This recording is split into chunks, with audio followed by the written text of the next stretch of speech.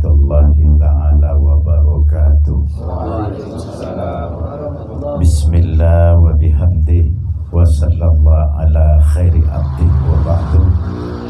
Qabaltuka biwasin qabul wa hatamtu ala famika bi fahmir rasul wa tutawi'uni bi aisin ma'akul. Allahu akbar.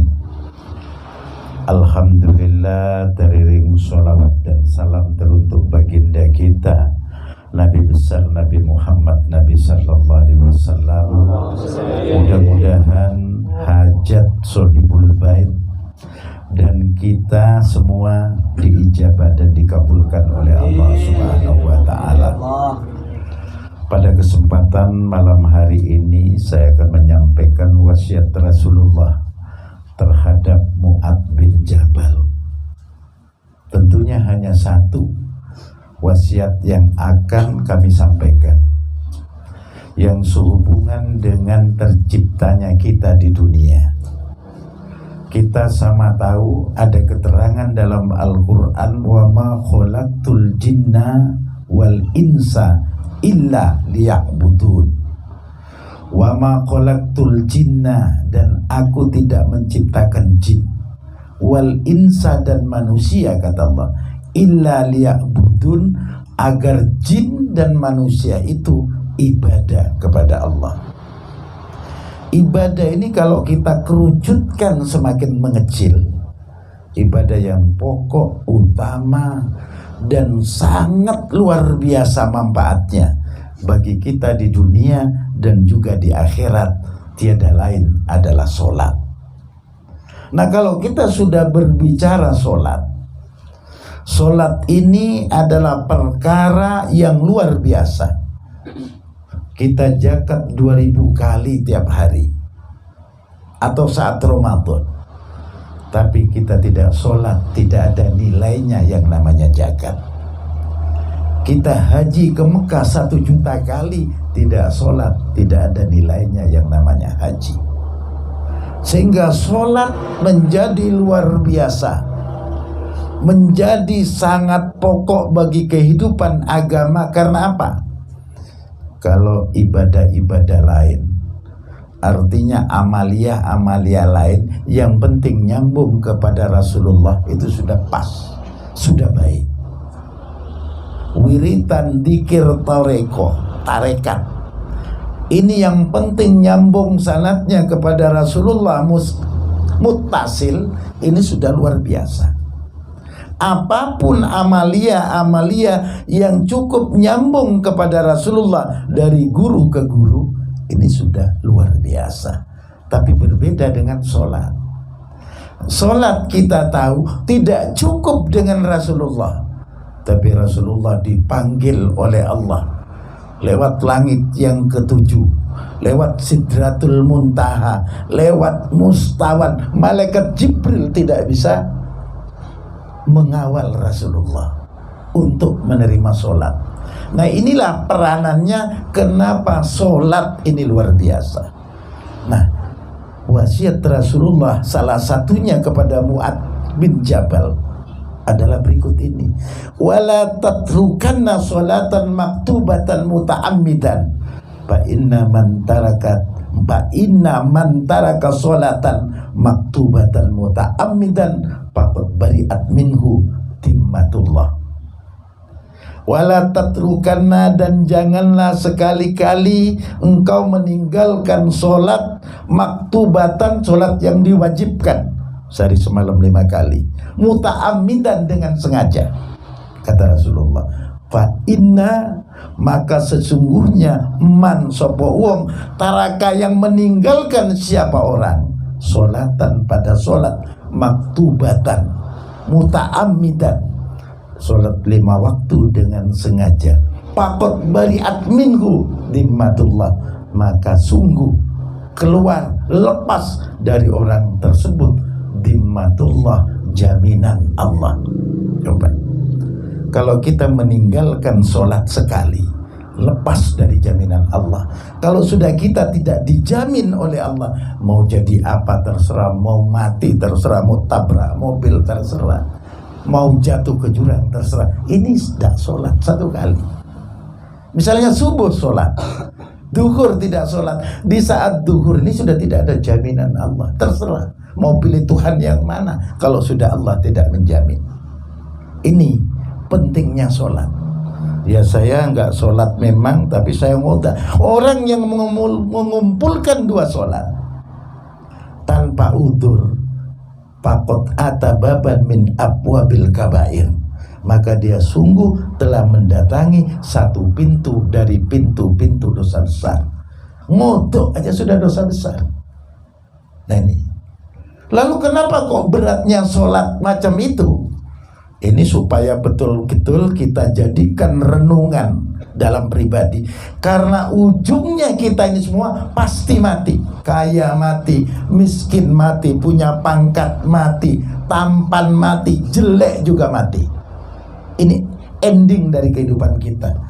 Orang kalau tidak sholat subuh, ini dalam satu keterangan, orang kalau tidak sholat subuh, dosanya nanti dimasukkan ke neraka 60.000 tahun.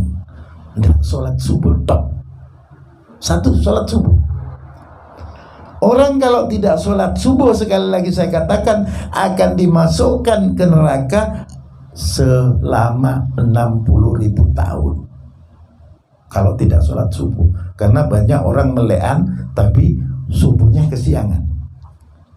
Orang kalau tidak sholat duhur, dosanya sama seperti membunuh 1000 orang Islam. Coba, nggak sholat duhur, kita santai ngerokok sampai sore, tenang-tenang saja kata orang Medan. Ini dosanya kalau nggak sholat duhur satu kali, dosanya seperti membunuh 1000 orang Islam. Kalau 2 kali, 3 kali, tinggal ngitung. Ini beratnya. Makanya kita sampaikan dosa-dosa ini supaya kita semakin tua, semakin sadar diri sebagai makhluknya Allah untuk melaksanakan perintah. Karena beratnya pelaksanaan sholat sampai mendatangkan Rasulullah untuk bertemu dengan Allah. Nah ini, itu sholat duhur, ingat. Kalau kita tidak sholat asar satu kali, dosanya sama dengan merobohkan Ka'bah. Coba, orang merobohkan Ka'bah itu ada yang berani? Nggak ada. Tapi orang Islam yang tidak sholat asar satu kali, dosanya sama dengan hendak merobohkan Ka'bah. Nah ini dosanya, saking beratnya. Kalau orang tidak sholat maghrib satu kali, sama dengan berzina dengan orang tuanya. Kalau kita laki-laki, sama dengan berzina dengan ibu kita. Kalau perempuan, berzina ibaratnya berzina dengan bapaknya. Ini dosanya. Semoga menjadi renungan kita. Allahumma salli ala sayyidina maulana Muhammad.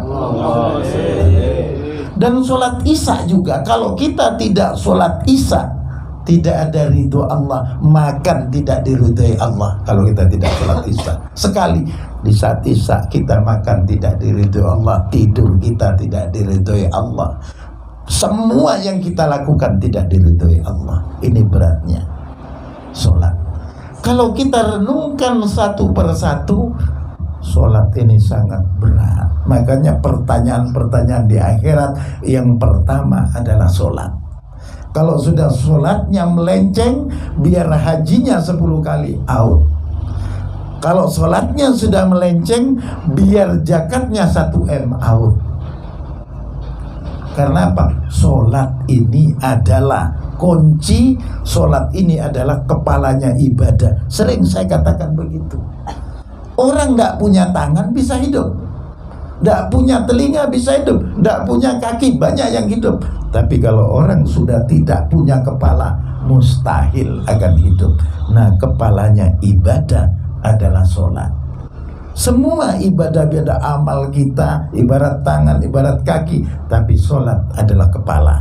Kalau sudah kepalanya hilang, jangan harap amalan-amalan lain kita bisa hidup. Nah ini pentingnya. Ini kita jadikan satu renungan agar kita sadar diri kembali bahwa kita adalah makhluknya Allah. Kalau ngaku hamba Allah itu berat. Beramal kadang-kadang hamba Allah, tidak perlu bahasa itu. Hamba Allah ini berat. Yang jadi hamba Allah tercatat dalam Al-Quran, subhanalladzi asra bi abdihi. Yang dikatakan hamba Allah itu hanya Muhammad. Kalau kita ini kalau beramal tanpa nama, no name. Jangan pakai hamba Allah koyok tenano ambek pangeran. Kayak sungguh aja dengan Allah ibadah. Nyumbang 10.000 hamba Allah, sembahyang gak pernah, ancur besena telur. Ini kita harus sadar diri.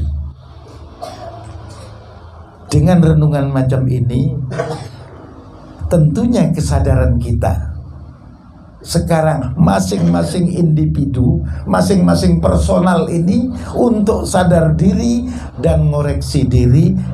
Berapa kali saya meninggalkan sholat? Berapa kali saya tidak sholat? Berapa kali saya menyia-nyiakan sholat? Sedangkan dalam agama, orang kalau menyia-nyiakan sholat, di dunia ini nampak siksanya. Pertama, umurnya tidak berkah. Umur 60-70 tahun, tompes. Tapi tidak berkah. Tidak ada manfaatnya. Yang kedua, ciri tanda soleh di wajahnya dicabut oleh Allah. Orang ini kalau tidak sholat, tidak ibadah sholat, tidak melaksanakan sholat, ciri di wajahnya kelihatan. Orang negro ahli ibadah nampak cahaya.